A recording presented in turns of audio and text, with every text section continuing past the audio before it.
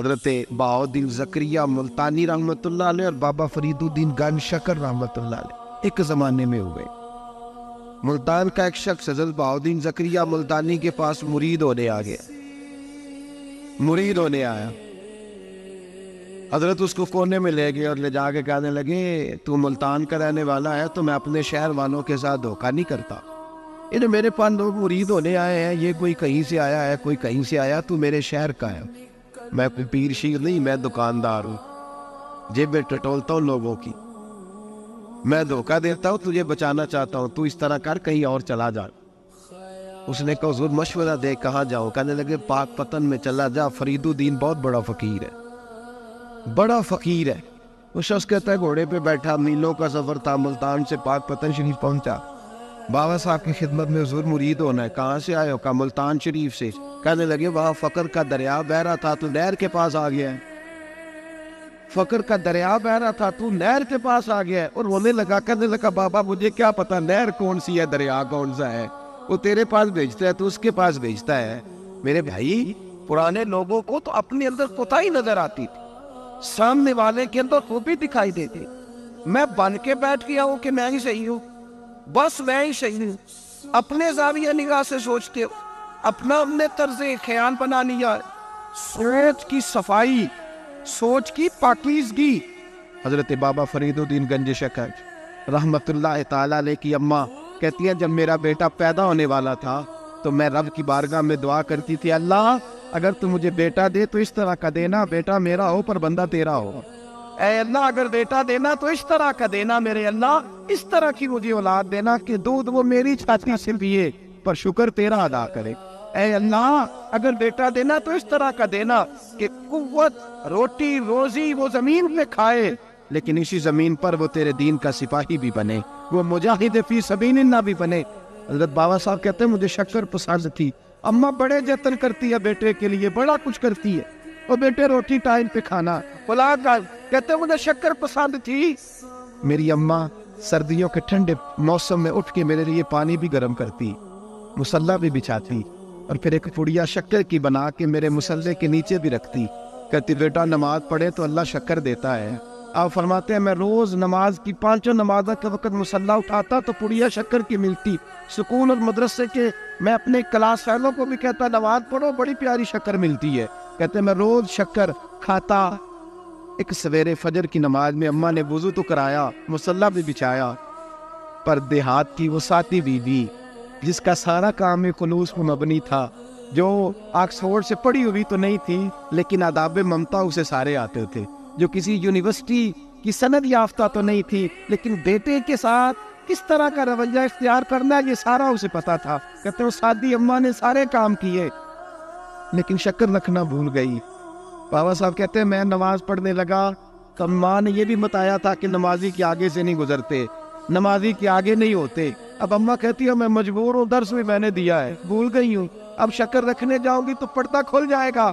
ایک کونے میں لگ کے ماں روئی، بیٹے کی شفا کے لیے نہیں، بیٹے کی نوکری کے لیے نہیں، بیٹے کے اچھے مستقبل کے لیے نہیں، ماں روئی آنسو بہے تو کہتی کیا ہے، اے اللہ میں اسے اپنے آگے جھکانے کو جتن تھوڑی کرتی تھی، تیرا بنانے کے جتن کرتی تھی، اے اللہ مہربانی فرما میری پردے داری کر، اگر راز کھل گیا تو میرا فرید نماز نہ چھوڑ جائے۔ بابا صاحب کہتے ہیں اماں تڑپتی رہی اور میں نے نماز پڑھ کے مصلی اٹھایا، پہلے پڑیا ہوتی تھی اب تو پورا دریا شکر کا بہ رہا ہے۔ فرماتے ہیں میں نے وہ اٹھائی شکر کھائی اور میں نے چیخ کے کہا اماں جلدی آج بڑی لذیذ ہے، آج شکر کوئی انوکھی ہے، اور آج تو کمال شکر دی ہے میرے اللہ نے، ایک پڑیا کی جگہ پورا دریا بہ رہا ہے۔ بابا صاحب رحمت اللہ علیہ فرماتے ہیں میری اماں آئی اور میری اماں نے بازو کھولے تو ماں کی ممتا ہی بتاتی ہے کہ اللہ کی رحمت کس طرح کی ہوتی ہے۔ کہتے میں نے اماں کے سینے سے لگا تو اماں رو کے کہنے لگی بیٹے پہلے میں شکر دیتی تھی، آج شکر بنانے والے نے شکر عطا فرمائی ہے۔ ساری زندگی پیشانی سے سجدے کا نور نہیں گیا، ساری زندگی وہ لذت عبادت نہیں گئی، اس لیے کہ استاد نے ڈنڈے سے نمازی نہیں بنایا تھا، اس لیے کہ پیر صاحب نے یہ کہا کہ نمازی نہیں بنایا تھا کہ نماز پڑھو گے تو روٹی میں برکت ہو جائے گی، اس لیے کہ علامہ صاحب کا وہ بات سن کے ہم نمازی نہیں بنے تھے کہ اس نماز میں بتایا جاتا ہے کہ بیماریاں ختم ہو جائیں گی نماز پڑھنے سے۔ اماں نے رب سے جوڑنے کے لیے نمازی بنایا تھا، ساری زندگی بابا صاحب کہتے رہے اٹھ فریدا ستیا چاڑو دے مسیح، چلو اٹھ فریدا ستیا چاڑو دے مسیح، او تو ستا ہے رب جاگدا تیری ڈاڈے نال پریت۔ ساری زندگی نماز کی ٹریننگ دینا، اپنے بچوں کو اپنے رب سے جوڑنا، اپنے بچوں کو اللہ کے ساتھ ان کا تعلق بنانا، ان کو رب والا بنانا، انہیں رسول پاک کا غلام بنانا، یہ ڈیوٹی ہے ماں باپ۔ ایک بہت بڑے محدث ہیں، اتنے بڑے محدث ہیں کہ میرے نبی کریم کی مسجد نبوی میں وہ حدیث کے استاد رہے، حضرت ربیہ بن عبد الرحمن، نبی پاک کی مسجد نبوی میں حدیث کے استاد ہیں۔ اور حضرت حسن بصری جو جناب علی کے شاگرد ہے، وہ بھی حضرت ربیہ کے شاگرد ہوئے۔ حضرت امام مالک جو 70 سال تک مدینہ اور مکہ میں حدیث پڑھاتے رہے، وہ بھی حضرت ربیہ کے شاگرد ہیں۔ ان کے والد کا نام تھا عبد الرحمن فروغ۔ تاریخ بغداد میں لکھا ہے کہ بنو امیہ کے دور میں، تابعین کے زمانے میں، جناب عبد الرحمن بن فروغ گھر سے چلے گئے۔ ایک روایت ہے بچہ چھوٹا تھا، ایک روایت ہے بچہ ابھی ماں کے پیٹ میں تھا، جہاد کرنے چلے گئے۔ اس دور میں یہ جہاد ہوتا تھا کہ ایک علاقہ فتح کیا تو مسلمان اگلے علاقے میں چلے گئے، اگلا فتح کیا تو اگلے علاقے، ایک کے بعد دوسرے لوگ پلٹ کے نہیں آتے تھے۔ حضرت عبد الرحمن گئے، 30,000 دینار بیوی کو دے گئے، کہنے لگے سنبھال کے رکھنا، اور جہاد کرنے نکلے تو 27 سال تک گاڑی نہیں آئی، اور 27 سال کے بعد آئے تو حضرت ربیہ محدث بن چکے ہیں، مسجد نبوی میں حدیث کے استاد ہیں، بیٹا بہت بڑا شیخ بن گیا ہے۔ واپس آئے، ہاتھ میں نیزہ ہے، کالی داڑھی تھی ساری سفید ہو گئی، وجود بڑا تگڑا تھا، کمزوری آ گئی۔ آئے، نیزہ پکڑا ہوا ہے، گھوڑے پہ بیٹھے ہیں، مدینہ منورہ میں گھر ہے، دروازے پہ دستک دی، حضرت ربیہ نے دروازہ کھولا، اندر داخل ہونے لگے تو کہنے لگے بابا تو کدھر گھستا آ رہا؟ کدھر؟ اس نے کہا تو پیچھے ہٹ، میرے مکان پہ کب سے قبضہ کر کے بیٹھا ہے۔ بات تیز ہونے لگی، آواز تھوڑی بزرگوں کی بلند ہونے لگی تو اندر سے زوجہ نے سن لیا، وہ دروازے کی اوٹ سے دیکھنے لگی تو پہچان گئی، کہنے لگی ربیہ پیچھے ہٹ جا، یہ کوئی غیر نہیں، یہ تیرے والد گرامی ہے، یہ تیرے والد ہیں۔ اندر آئے، باپ بیٹا ملے، عصر کی نماز کا وقت ہو گیا، بڑا روئے، 27 سال کے بعد باپ لوٹا، 27 سال کے بعد بڑے روئے۔ نماز کا وقت ہوا تو حضرت ربیہ جلدی سے وضو کیا، مسجد نبوی شریف چلے گئے۔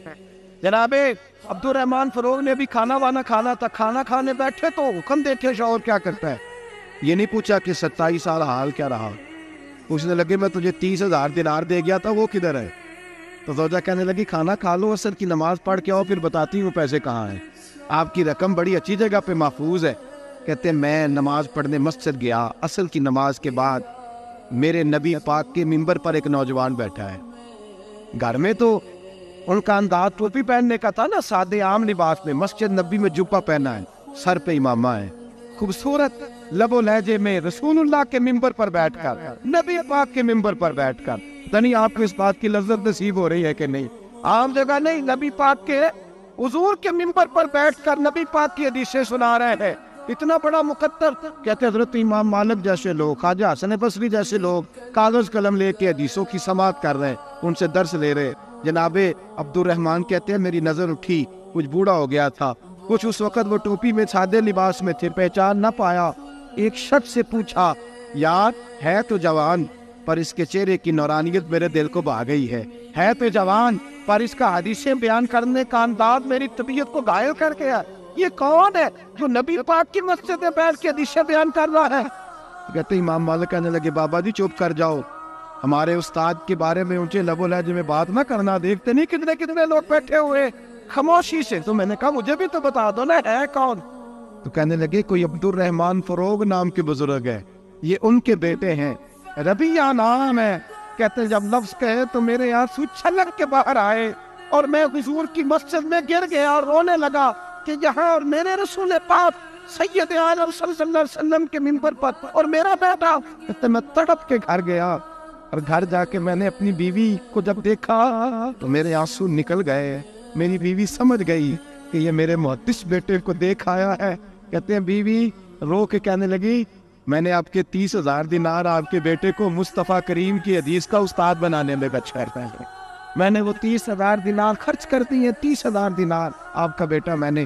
تو کہتے ہیں میں اپنی بیوی کی طرف دیکھنے لگا، میں نے کہا قربان جاؤں، میں اگر اللہ کے دین کے راستے میں تھا تو نے میرے ساتھ نیکی کی ہے، میرا بیٹا بھی دین کے راستے پہ لگا دیا۔ میرے بھائی دنیا میں وہ بندہ اچھا نہیں ہوتا جو صرف اکیلا اچھا ہوتا ہے، اچھا وہ بندہ ہوتا ہے جس کا معاشرہ اچھا ہوتا ہے۔ اچھا وہ بندہ ہوتا ہے جس کا خاندان اچھا ہوتا ہے، اچھا وہ بندہ ہوتا ہے جس کا حلقہ احباب اچھا ہوتا ہے۔ وہ اکیلا اچھا بن کے بیٹھ کر صرف میں صحیح ہوں اور کوئی بھی نہیں، تو کس طرح صحیح ہو گیا؟ تو اوپر سے گرا ہے، تو کس طرح ٹھیک؟ تیرا نہ باپ ٹھیک معاذ اللہ، نہ تیرا خاندان ٹھیک، نہ معاشرہ ٹھیک، نہ دوست ٹھیک، نہ پیر ٹھیک، نہ استاد ٹھیک، نہ کوئی سیاستدان ٹھیک، دنیا میں جب کوئی صحیح ہے ہی نہیں تو کہاں سے آ گیا اکیلا صحیح؟ یہ کیسے ممکن؟ یہ کس طرح ہو سکتا ہے؟ یہ انا پرستی ہے، یہ نفس کا دھوکہ ہے، یہ اندر کی کوتاہی ہے جو لوگوں کو بڑا بنا دیتے ہیں، پھر اسے لوگ چھوٹے نظر آنے لگتے ہیں۔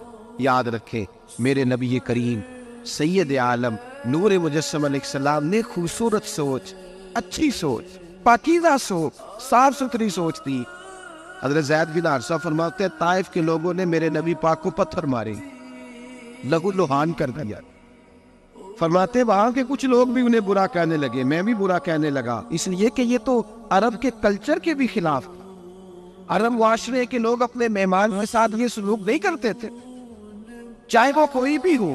اور نبی پاک علیہ السلام نے تو جو دعوت دی اس میں تو حسن بھی بڑا میٹھا تھا، وہ تو لفظوں کے اندر توانائی، خوبصورتی، مٹھاس بھی بڑی تھی۔ تو یہ تو عرب کے رواج کے بھی خلاف تھا کہ گھر آئے مہمان پہ پتھر مارے جائیں۔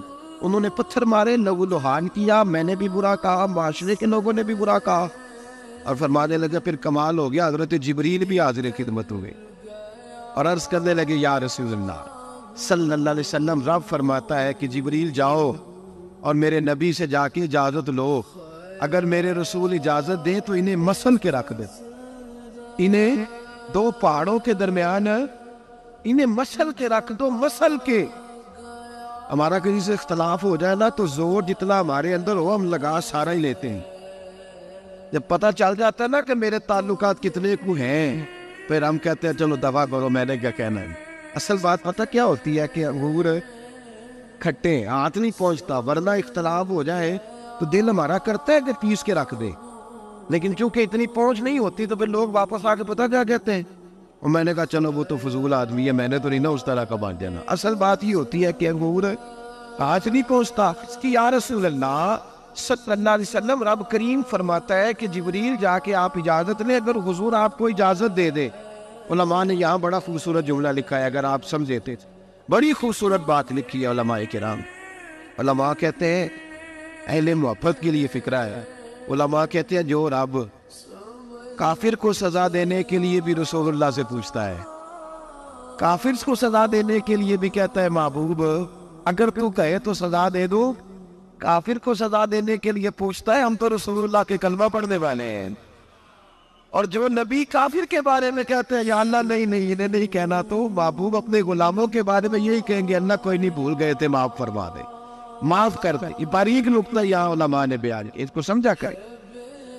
نبی کریم سید عالم صلی اللہ علیہ وسلم سے پوچھا، عرض کی یا رسول اللہ صلی اللہ علیہ وسلم، حضور رب فرماتا ہے اگر اجازت۔ اب سوچ کا معیار دیکھیں نبی پاک، حضور کی سوچ کی توانائی دیکھیں، صحت مند دماغ فروغ پاتا ہے اس سے، جو افکار ہمیں ہمارے رسول نے دیے۔ بیمار ذہن لوگ یہاں تک نہیں پہنچ سکتے جن کو سارا زمانہ ہی برا لگتا ہے، فلانا بھی غلط، فلانا بھی غلط، فلانا بھی، تو جناب صحیح کون ہے؟ کہتا میں اکیلا ہی صحیح ہوں۔ او بھائی صحت مند سوچ نبی پاک نے فراہم کی، یا رسول اللہ اگر آپ اجازت دیں تو تباہ کر دیں، لیکن حضور کی امید دیکھیں، زاویہ نگاہ دیکھیں، سوچ کا معیار دیکھیں۔ میرے رسول نے فرمایا نہیں، انہیں تباہ نہیں کرنا۔ حضور کیوں؟ فرمایا ہو سکتا ہے ان کی نسلیں کلمہ پڑھ کے مسلمان ہو جائے، اگر تباہ ہو گئے تو نسلیں کیسی آئیں گی، اولادیں کیسی ہو؟ تو میں ان کی نسلوں سے بھی امید کرتا ہوں کہ میرے پیغام کو سمجھیں گی اور قریب آئے۔ میرے بھائی یاد رکھیں اس بات کو، سمجھ لیں نبی پاک علیہ السلام نے ہمیں صحت مند سوچ دی ہے، ہمارے افکار و نظریات کو توانائی دی ہے۔ ہر وقت برا سوچنا، برا گمان کرنا، اس ملک کا کچھ نہیں ہو سکتا، یہ فلاں نہیں ہو، کیوں نہیں ہو سکتا؟ اٹھ باندھ کمر کیوں ڈرتا ہے؟ تو دیکھ خدا کیا کرتا ہے، تو عمل کر اور رزلٹ اللہ تبارک و تعالیٰ پہ چھوڑ دے۔ سوچ صاف ستھری، نظریات پاک صاف، اچھے افکار پیدا کریں، اچھے خیالات پیدا کریں۔ حضرت سیدنا امام اعظم ابو حنیفہ رحمۃ اللہ تعالیٰ علیہ کے پاس ایک شخص نے آ کے کہا فلاں آدمی زانی ہے۔ فرمایا تجھے کیسے پتا چلا؟ اس نے کہا حضور آپ تو۔ فرمایا کس نے بتایا تھے؟ حضور میری بات تو اس نے جلال میں آ گئی، فرمایا تیری طاقت کیا ہے؟ تو نے دیکھا ہے اسے بدکاری کرتے ہیں؟ تو نے کسی عورت کے ساتھ اس کو تنہا پایا ہے؟ ایسی حالت میں دیکھا ہے جس سے پتا چلے کہ گناہ کر رہا تھا؟ فلاں آدمی کہہ رہا تھا. فرمایا اگر میں چیف جسٹس ہوتا تو یہ لٹکا کے 80 کوڑے مارتا. ایک مسلمان کے بارے میں تو نے یہ بات کر دی. اور جو لفظ کہے وہ بڑے سمجھنے والے ہیں. فرمانے لگے تو نے رسول پاک علیہ السلام کا فرمان نہیں پڑھا؟ میرے نبی پاک نے فرمایا جس نے میرے مومن کو دکھ دیا اس نے تو مجھے دکھ دیا ہے. اور میں تو میرے رسول کو تکلیف دیتا ہے مسلمان کا عیب بیان کر کے. تجھے خیال نہیں آتا؟ تو سمجھتا نہیں بات کو؟ من اذا مسلمن فقد اذانی. حضور نے فرمایا جس نے مسلمان کو تکلیف دی اس نے مجھے تکلیف دی ہے. لوگ عیب جوئی اور عیب گوئی کا فریضہ اور ڈھونکتے پھرتے ٹٹولتے پھرتے ہیں. اور بھائی مکھیاں دو قسم کی ہوتی ہیں. ایک شہد کی مکھی ہوتی ہے, جب بھی بیٹھتی ہے پھول پہ بیٹھتی ہے, اور جب اگلتی ہے پھر شہد ہی اگلتی ہے. ایک مکھی ہوتی ہے جو بیٹھتی بھی گند پہ ہے, اور جہاں بیٹھتی ہے وہاں گند ہی چھوڑ کے اٹھتی ہے. کردار ایسا اپنائے, اپنی سوچ کو تفکرات کو اس طرح کا بنائے کہ آپ کے ذہن اچھائی کو قبول کرے. آپ جب سامنے والے کو دیکھیں تو آپ کو اچھائیاں نظر آئیں, اچھائیاں. اور جب آپ بیان کریں تو پھر بھی آپ کی زبان سے اچھائیاں نکلیں, اچھائیاں نکلیں. ذہن سازی کریں, اپنے آپ کو سمجھائیں. کسی دانشور نے کہا, ایک شخص مجھے کہنے لگا لوگوں کے چہروں پہ گرد پڑ گئی ہے. فلاں کے چہرے پہ گرد تھی, فلاں کے چہرے پہ بھی گرد تھی, فلاں کے چہرے پہ بھی گرد تھی. اس نے مجھے کئی لوگ گنوائے تو میں ہنسنے لگا. کہنے لگا کیوں ہنستا ہے؟ کہتے میں نے اس کی اینک اتاری, ٹیشو پیپر کے ساتھ صاف کر دی. میں نے کہا بندوں کے چہرے ٹھیک ہے, تیری اینک پہ گرد پڑی ہوئی ہے. ادھر بھی تھوڑی توجہ کر لیتا تو اتنے لوگوں پہ الزام تو نہ لگاتا. حضرت میاں صاحب بول پڑے, کہنے لگے برا بندہ میں لپن ٹریا, جاگتے ملیا نہ کوئی. برا بندہ میں, میاں صاحب کی بات ہے میری آپ کی نہیں, سانوتے 70-16 بجے دیہڑی دا.